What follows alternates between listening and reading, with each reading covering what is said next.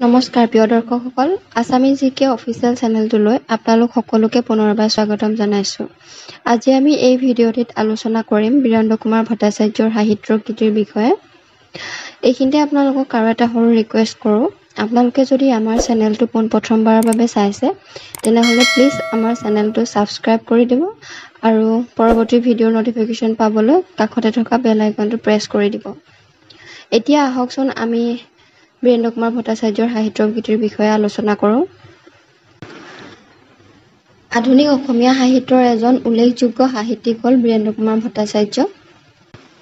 তেওঁ আছিল অসমৰ প্ৰথমজন জ্ঞানপীঠ বঁটা বিজয়ী। তেওঁৰ উপন্যাস মৃত্যুঞ্জয়, এই উপন্যাসখনৰ বাবে তেওঁ এই বঁটা লাভ কৰিছিল। আৰু তেখেতৰ আন এখন উপন্যাস ইয়াৰুইংগম, এই উপন্যাসখনৰ বাবে তেওঁ সাহিত্যৰ অকাডেমি বঁটা লাভ কৰিছিল। আচলতে বীৰেন্দ্ৰ কুমাৰ ভট্টাচাৰ্যই সাহিত্যৰ সকলো দিশতে হাত দিছিল। সাহিত্যৰ এনে বিষয় নাছিল য'ত নেকি তেওঁ হাত দিয়া নাছিল। তেওঁ গল্প, কবিতা, নাটক, উপন্যাস, গীত, অনুবাদ সাহিত্য, ভ্ৰমণ সাহিত্য, জীৱনী, প্ৰবন্ধ আদি সাহিত্যৰ এই সকলো বিধাতে আত্মপ্ৰকাশ কৰিছিল। লগতে তেওঁ আলোচনী সম্পাদনাৰ লগতো জড়িত আছিল। তেওঁ ৰামধেনু আলোচনীখন 1952 চনৰ পৰা 63 চনলৈকে সম্পাদনা কৰিছিল।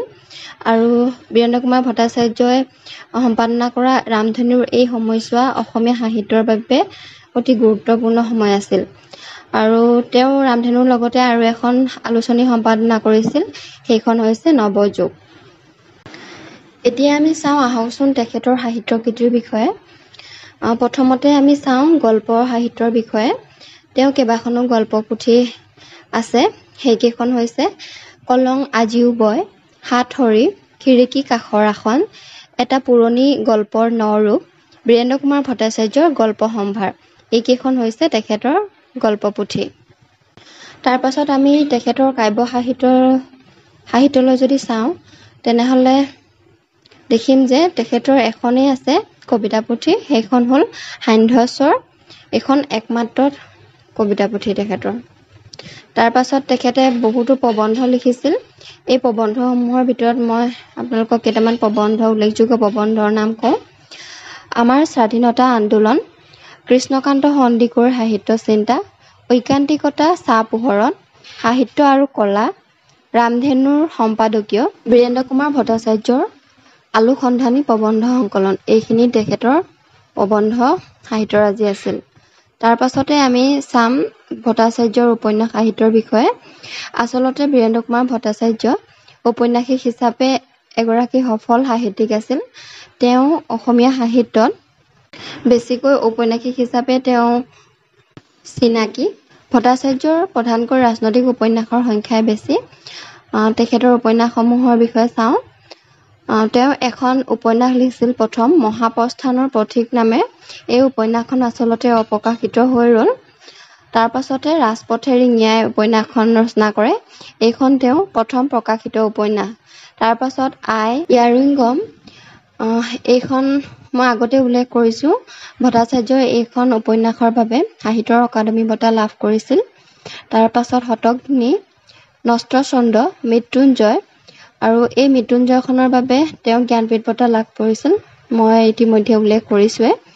প্ৰতিপদ, কবৰ আৰু ফুল, বল্লৰী, ৰঙা মেঘ, কালৰ হুমুনিয়া, এইকেইখন হৈছে তেখেতৰ উপন্যাস। এতিয়া আমি চাম ভট্টাচাৰ্যৰ নাটকসমূহৰ বিষয়ে।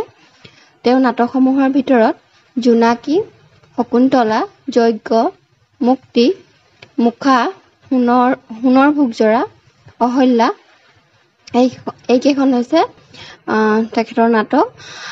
তেওঁ এইকেইখনৰ লগতে একক অভিনয়ৰ বাবে আৰু কেইখনমান নাটক ৰচনা কৰিছিল, সেইকেইখন হৈছে গোমধৰ কোঁৱৰ, পিয়লি ফুকন, মণিৰাম দেৱান, কুশল কোঁৱৰ, কিন্তু এইকেইখন অপ্ৰকাশিত নাটকহে।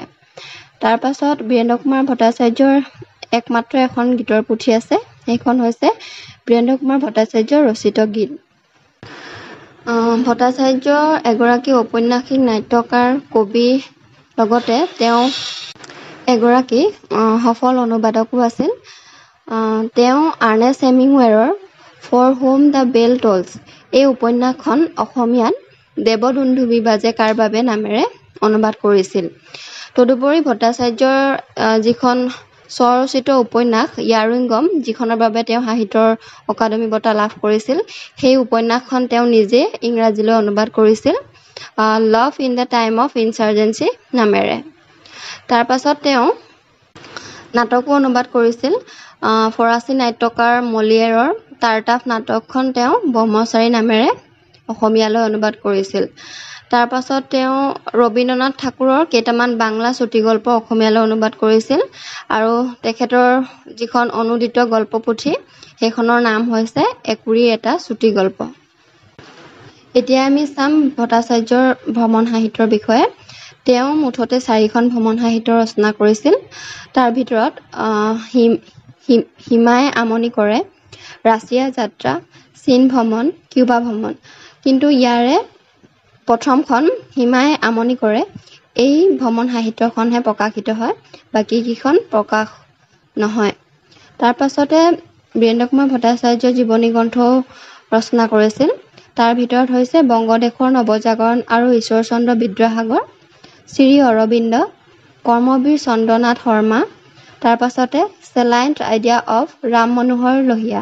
এইকেইখন তেওঁৰ জীৱনী গ্ৰন্থ। আনহাতে বীৰেন্দ্ৰ কুমাৰ ভট্টাচাৰ্যই সাহিত্য সংস্কৃতি বিষয়ক গ্ৰন্থও ৰচনা কৰিছিল। তাৰ ভিতৰত humour and shutter in Assamese literature, Mopin উৎসৱ, সংবাদ সাহিত্য, 150 বছৰৰ অসমীয়া সংস্কৃতিত ভুমুকি, সেই বিশাল ব্ৰহ্মপুত্ৰ। এইকেইখন তেওঁ সাহিত্য সংস্কৃতিৰ বিষয়ক গ্ৰন্থ। গতিকে আপোনালোকে দেখিলে যে বীৰেন্দ্ৰ কুমাৰ ভট্টাচাৰ্যই গল্প, কবিতা, উপন্যাসৰ পৰা আৰম্ভ কৰি বিভিন্ন জীৱনী, ভ্ৰমণ সাহিত্য, তাৰপিছতে সাহিত্য সংস্কৃতিৰ লগত জড়িত পুথি, এই সকলোতে তেওঁ হাত দিছে। মই আপোনালোকক বীৰেন্দ্ৰ কুমাৰ ভট্টাচাৰ্যৰ সাহিত্য কৃতিৰ সৈতে চমুকৈ পৰিচয় কৰাই দিলোঁ। যদিহে ভিডিঅ'টো চাই আপোনালোকে উপকৃত হৈছোঁ বুলি ভাবে, তেনেহ'লে লাইক কৰিব, কমেণ্ট কৰিব, শ্বেয়াৰ কৰিব আৰু আমাৰ আছামিজ জিকে অফিচিয়েল চেনেলটো ছাবস্ক্ৰাইব কৰিবলৈ নাপাহৰিব। আৰু যদি আপোনালোকক অসমীয়া বিষয়ৰ অন্য ভিডিঅ'ৰ প্ৰয়োজন হয় তেন্তে কমেণ্ট কৰিব, আমি নিশ্চয় আপোনালোকক দিবলৈ চেষ্টা কৰিম। ধন্যবাদ।